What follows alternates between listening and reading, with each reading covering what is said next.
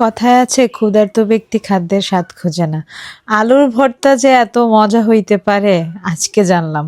আসলে ঘটনা হয়েছে কি, আমার মা আমার মেজো খালামণির বাসায় গেছে।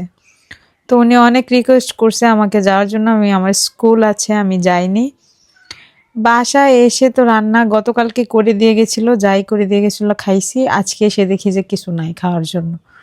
ফ্রিজে এই একটুখানি মাংস পড়ে রয়েছে, একটু মাছ তরকারি, কিন্তু আমার আবার এসব দিয়ে খাইতে ভাল লাগতেছিল না। তো আমি আলুর ভর্তা বানাইলাম, নিজে নিজে একটু আলুর ভর্তা বানাইছি, আর একটু টমেটোর চাটনি করছি।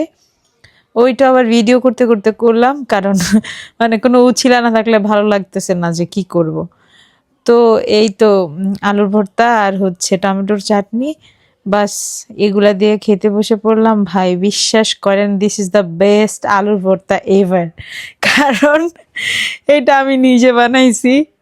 আর আলুর ভর্তা যে এত মজা, আর মানে ফান্দে পড়িয়া বগা কান্দের আর কি। মাছ মাংস তো খাইতাম বেড়াইতে গেলে, কিন্তু এখন আলুর ভর্তা দিয়েই কাজ চালাইতেছি।